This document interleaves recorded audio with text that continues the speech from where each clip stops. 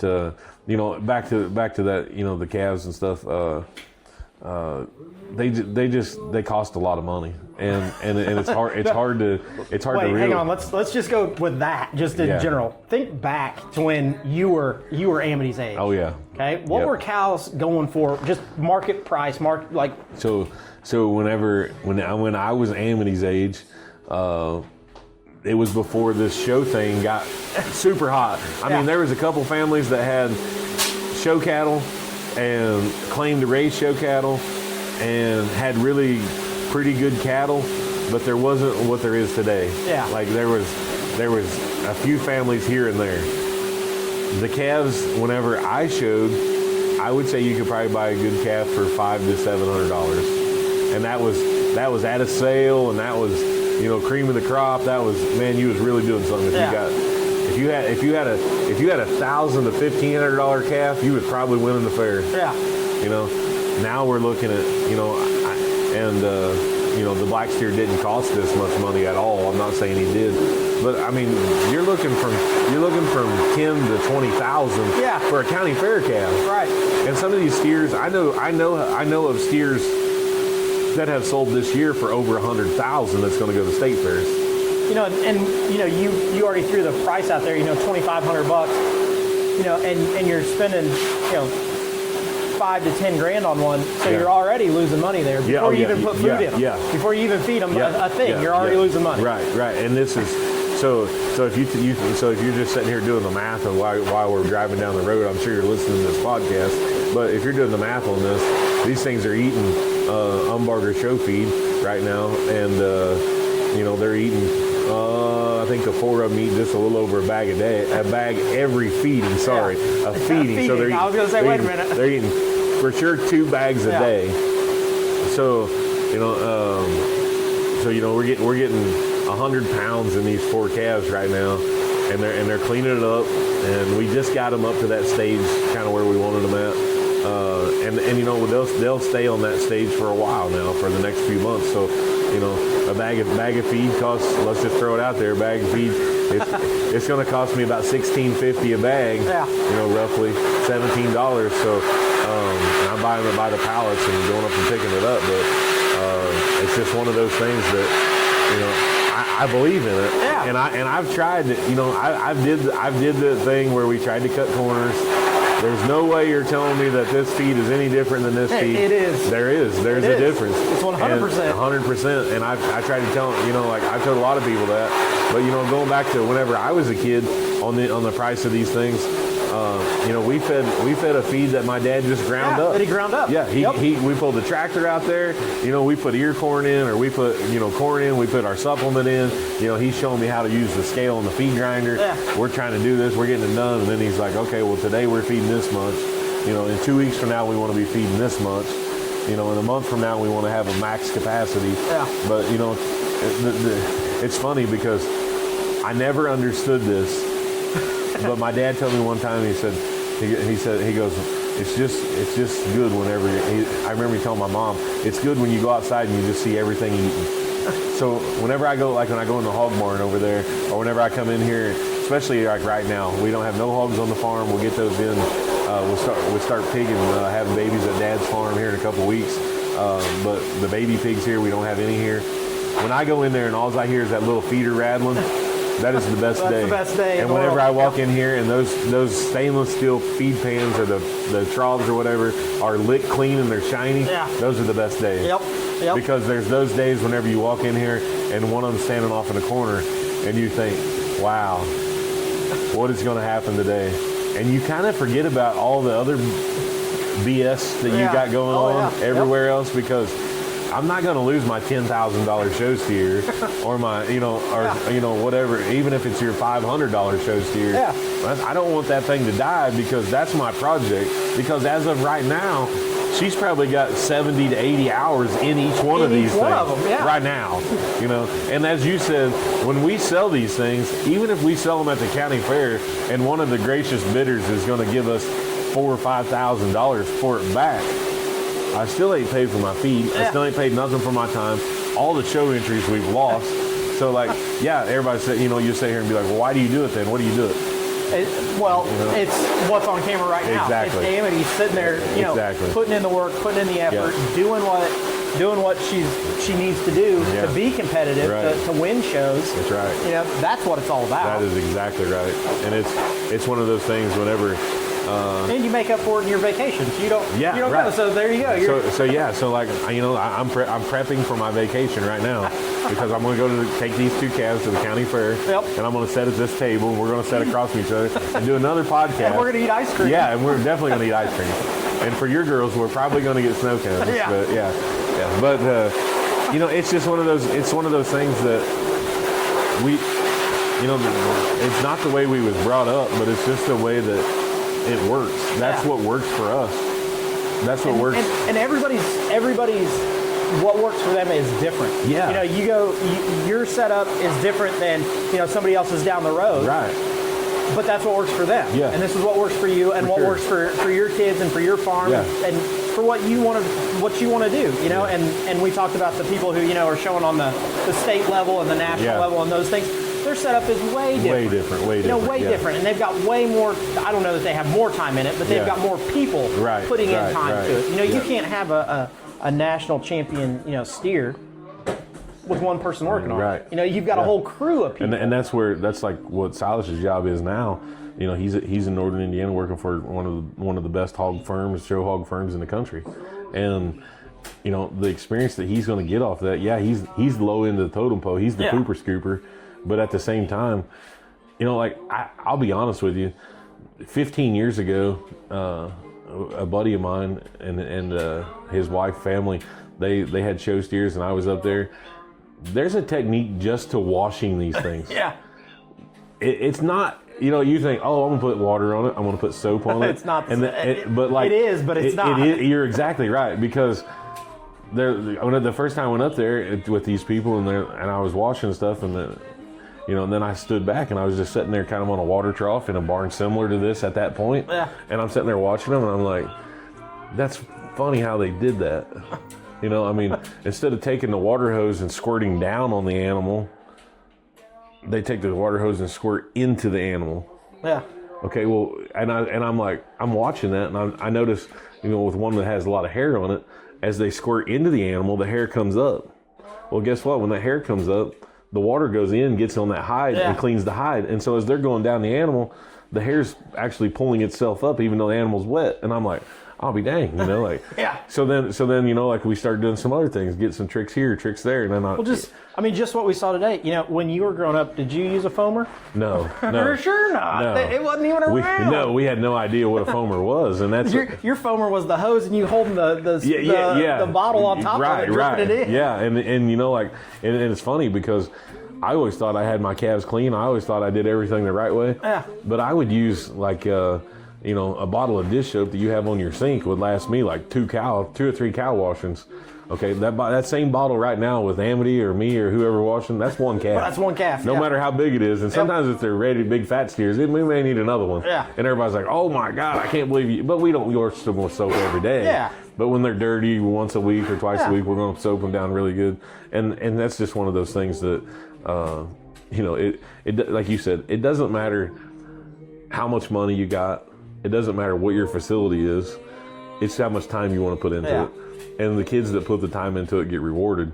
And, like I say, if you're a parent and you make $200,000 a year and you want to build a little barn and you want to buy a $10,000 show steer, that doesn't mean you're going to win. Yeah, no. At all. Because you have to have, it's a whole line of people. Like we have a whole line of people that we work with we show some goats, we show pigs, we show cows, we show lambs. I have a network of people that I talk to every week probably to make sure that I'm set. We left the North American last week. There's 2 or 3 guys down there. I was like, okay, make sure that I have this lamb. This is what I'm looking for. Yeah. Okay, we got you. And we're fortunate enough on the pig side of things that we have a guy that helps us, and for the most part, the past few years, I haven't went out and tried to find any pigs because he finds them for me. He finds them for you. And then we have people that we've dealt with for years, that we've always got pigs from that look out for us. Yeah. And they're like, hey, we got this. We think your kid needs this. Here you go. Yeah. Well, and that's the thing. When you're raising quality animals like that, show stock and things, even if you have kids, you can only show so many of them. Right. And for sure, they're probably going to keep the best one that they've got, but the second one isn't far from it. Right. It may be a brother or a sibling or a sister to whatever they're showing, and they're like, this is going to be a good one. Like, we need somebody to show this and get this out there. Yeah, for sure. And it's and there's a difference. Like, there's different breeds. Some breeds have hair, some breeds don't. Some breeds are better than others. I mean, like, we're probably not going to go get the best longhorn calf in the world and show it at our county fair because we know we're not going to win. So I'm not going to put all the time and money into it to do it. But if I know that there's a national longhorn show in Indiana and I can win it, I'm going to put the time and money into it and go try to win that show. So and that's where we've kind of had a lot of our success, is maybe taking some of the odd breeds, or, like I said earlier, taking something that wasn't such a high value and doing just basic stuff to it to make it better. Talk about your Tamworth that you had a heck of a run with. Oh man, like we've been we got a buddy in northern Indiana. Actually, it's a husband and wife up there that's looked after us for a long time, and then they kind of sold out a little bit, and then we got another family down in towards Evansville. Those guys, they've kind of stepped up this last couple years. Once the other guys, they kind of got in and out of it, and I tell you, we've had multiple national champions with Tamworths, and that's just something that that's sitting here in our little barn, our little village we live in. That's something that I would never think that we'd ever have. And when I say, and a lot of people are like, what in the world is a Tamworth? Right. Like, that's not one that somebody's gonna be like, oh yeah, that's one that's. They're a heritage breed, and they're meant to run out on dirt and eat acorns, and get fat off of nothing. And they've turned these things into show animals, and we've kind of flipped them over into show animals. And like I say, Amity's took on that part of it, and there's two things that click there: when you get good pigs and when you got somebody that can make them good. Yeah. And she can make them look good, and we've been, like I say, we've been blessed with good friends and neighbors and stuff that have them, and we've been getting them. We get phone calls in the spring. I probably get more phone calls about what could possibly be the best Tamworth in the country than anybody in the world. It's amazing the people that like, hey, will your kid show this pig? And the hardest thing is to be like, we already got one, or no, we're not looking for one. And like this year, we're stacked on. I have two of them sitting there. Probably I have the last year, 2 years ago, Amy's coat there, you can actually see, but the 2024 national champion gilt, I have her there. We have the gilt that we won the county fair with, a lot of shows with this year. We have her sitting there getting ready to have babies. That was a good pig. We are stacked. We are stacked up the most we've ever been stacked to raise these things. And it's funny because last year, whenever we farrowed that gilt, the guy that we got her from, he said, hey, I want to give this pig to Amity. I want this to be her pig. When I started out, and before this, my dad says, we're not farrowing pigs no more. We're shutting the cell down. We're shutting everything down. We're not doing this no more. And I don't know what kind of talk him and Amity had or whatever, but the pig got to come home and the pig got to stay there. and Peaches laid down and had 10 or 13 pigs unassisted, weaned them all. My dad never touched them other than to give them their vaccines and stuff like that. And he thinks that Peaches is the best sow he's ever had. So like, and still be, I guess you would say, marketable animals to show. We had 6 or 7 county fair champions out of that, and another gilt litter. We had this year, we're going to farrow 6 Tamworths, I think, and we got some of them bred crossbred and stuff like that. But we've just had an amazing success and amazing luck with those. Actually, the one gilt that she had, the big gilt that we got from a family down there, like I said, in Evansville, that kind of been helping us out this past couple of years. We got her. I was actually setting. It's funny. We were setting at a ball game, away game, and I remember I texted you and I said, "Is this game live?" And you said, "Yeah." And I said, "Okay," and because I was trying to I think it's telling my mom and dad or something about where if the game was on and this pig was getting ready to sell, and I didn't even know she was going to sell. Just a freak thing. Yeah. Because they didn't tell me that it was going. They just said we're going to the sale. We're taking this pig. And when I got to watching the preview, it says, "Oh, this is the best one they ever had." Now you got to take that with a grain of salt. Right. You know, is that just a sales pitch from the people trying to make them more money or all that stuff? So, anyways, I was like, "I'm buying that pig. I don't care. I'm buying it. You know, there's no way I'm not buying that pig." And so, like, anyways, we bought it sight unseen, and I texted them. I said, "Hey, I bought that pig," and they're like, "Really?" And I was like, "Yeah."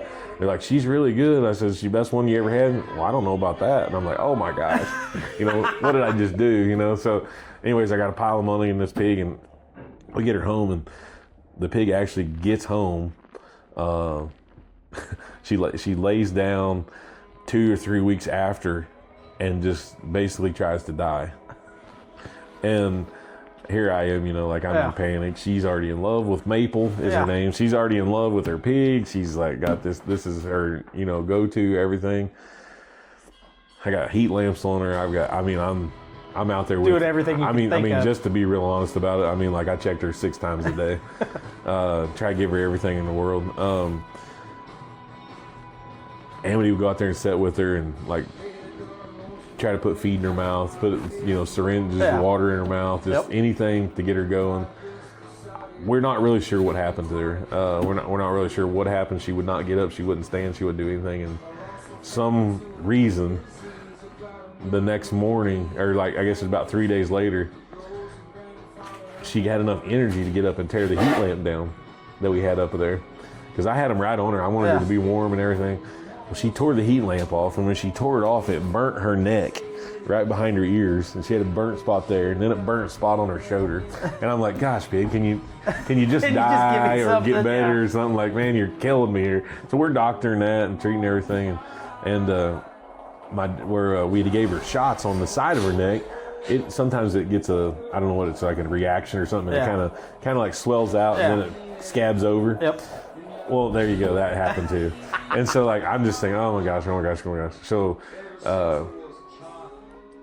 I think it was about another 3. It was the longest 10 days in the world. But about another 3 days after that, that pig is up at the feeder eating. I tell Amity, I'm like, she's gonna make it. She's good. And so we start feeding her, and within the next week, she's the best hog back in the barn. I mean, she's like filled out. She's on point, ready to go. She had her in the yard, started working her and stuff, and I'm like, "Man, first show we can get to, we're going."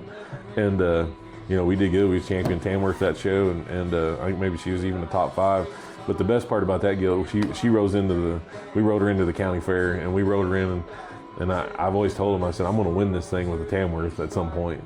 And we got her done this year. We won the gilt show. I guess we're gonna try to win it with the barrel next year if we can, but just something different, you know, that's never been done, you know, just kind of what we're after. But that's our niche, you know. And then so she takes that gilt to the Indiana State Fair. We wasn't gonna take her. She's in December. She's big. She's, you know, we're wanting to get her bred so we can have babies next year. You know, what's the value of taking her to the show versus breeding her? So kind of like the week before the state fair, she comes in heat, and I'm like, "Well, what are we gonna do?"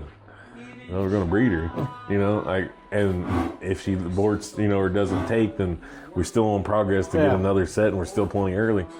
So anyways, we bred her. She stuck, and so I told Amity, I said, "We need to go over sometime this weekend and take, I guess, pictures of her while she's all big bellied and pretty and all that other stuff." Because they get ugly fast after they have their babies and stuff. But anyways, that gilt, she went on to, I mean, you talk about a duo, two individuals. She went to every show I think that Amity went to, maybe, or if not almost every one of them. So she probably hit the show ring, I'm guessing 20 to 25 times.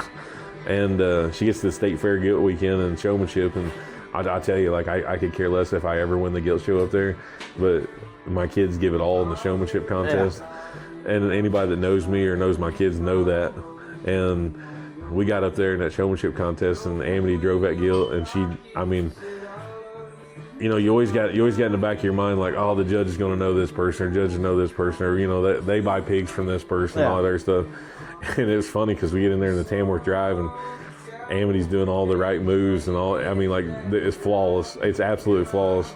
And the judge gets on there and she just starts talking. I just can't hold it no more. That girl's the best one in here. And like, she picks her to win the breed, and then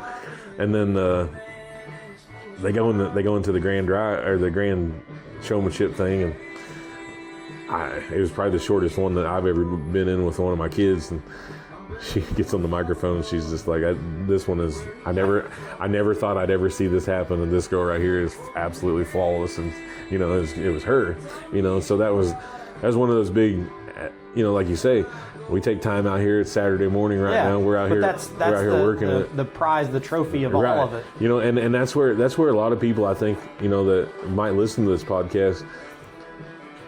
Whenever I grew up, and going back to everything else, when I grew up, my dad didn't tell me I could buy the biggest, fanciest steer. He didn't tell me I could, have unlimited funds to do whatever I wanted to on my pigs or my cows or anything.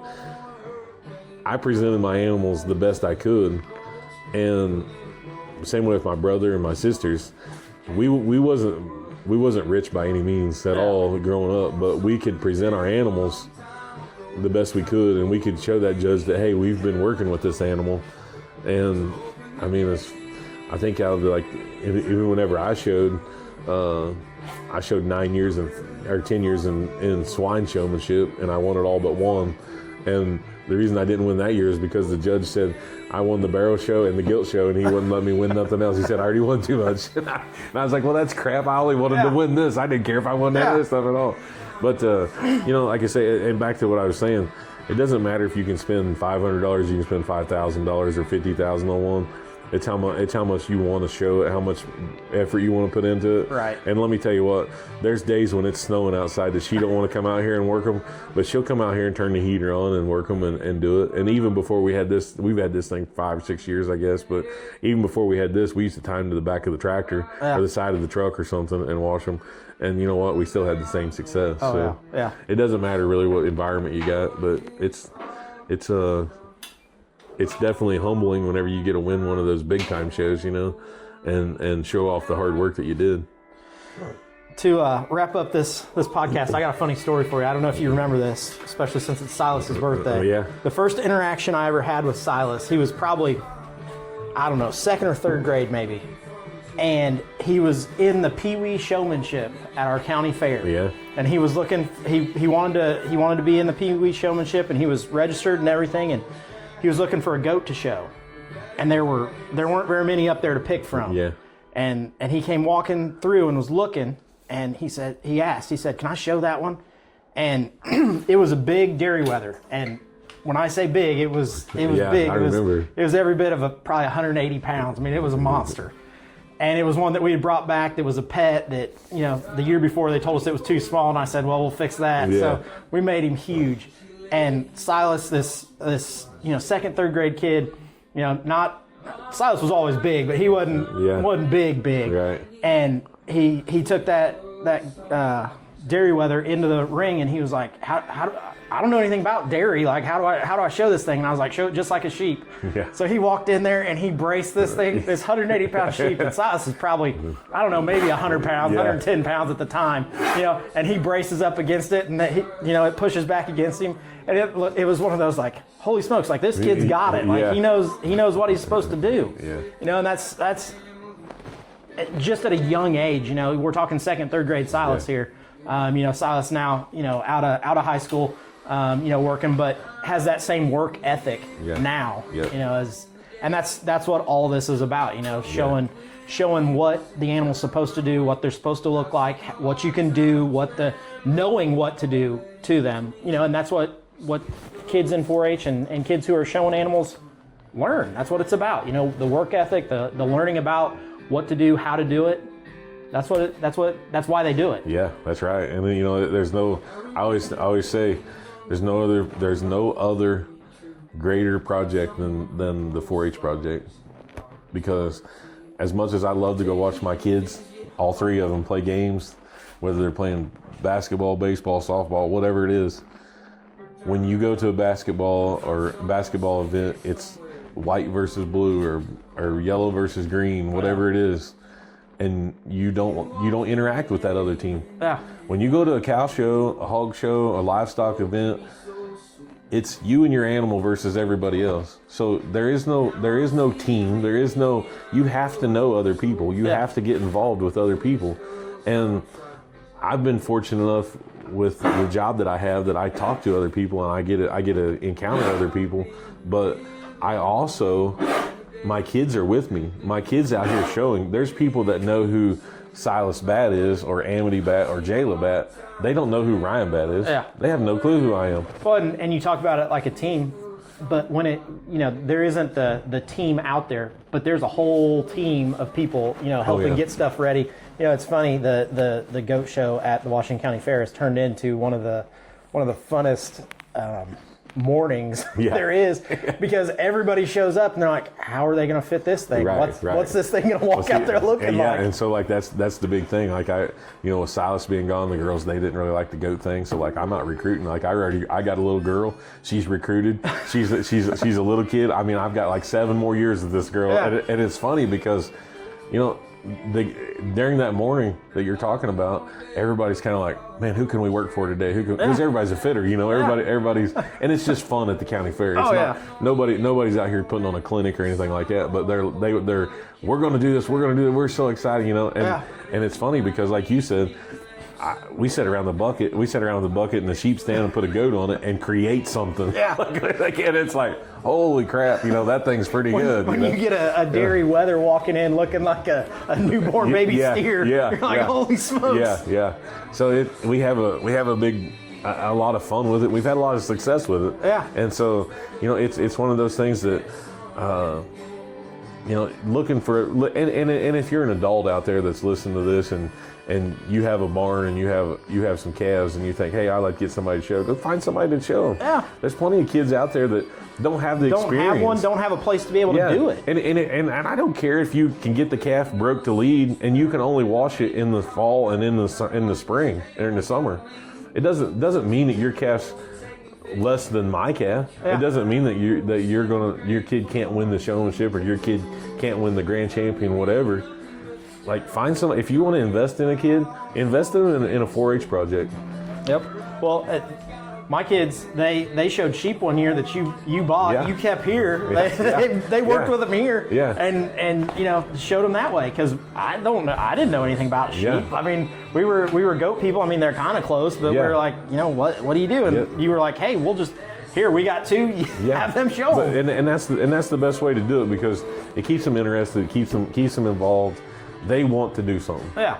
And if they want to do something, then the guys like me that, I got places to keep stuff. I don't necessarily want to keep one for everybody in the county or anything like that. Yeah. But like, there's a lot of places that there's an old barn over there by my house. Hey, there's a barn down the road from the house. You think we could keep a calf there? Maybe not even a calf, not something that's just, but now we've improved our county fair to where we have feeder calves. So you can actually show a calf that's 3 or 4 months old if you wanted to, something you raised on a bottle. So, I mean, it doesn't take much to put a little hut in the backyard and have a little bottle calf and take him to the fair, So it's just one of those things that, or maybe, like you say, even like we talked about earlier, like a goat, that's something that you can show them. Well, they got to weigh 40 pounds to sell. So if you can make a goat weigh 40 pounds, which anybody can pick a 40-pound goat up and just walk with it. You can take it in a dog kennel. Yeah, right. So there's nothing to that project. But that's just one of those things that if we can get some more people involved and get some more stuff together and get people more, I guess, combined to spend a little time and effort with each other. I mean, it sure takes a lot of pressure off these kids. I mean, that might be the difference of whether they, are successful or not, because they've never had a chance to interact with something. They've never had to care. They've never had to, do responsibility, and that makes a big difference. Oh yeah, for sure. Well, with that, let's wrap up this one. We'll definitely be back for another one. My goal is to try to release one of these every week. Yeah, so, that'd be good. I'm thinking, if we can get one a week, get them put together and sent out. That's the goal. So everybody definitely tune in next week for. And they can get on. Is this YouTube? YouTube. It's out there on YouTube. Working on getting it out there on Buzzsprout, which is where all the podcasts and things are held. That'll just be the audio version of it. Right. But if you're wanting the video to be able to see, it's on YouTube. But be out there in multiple places. So. All right. Sounds good. With that, we'll catch you next week. Sounds good.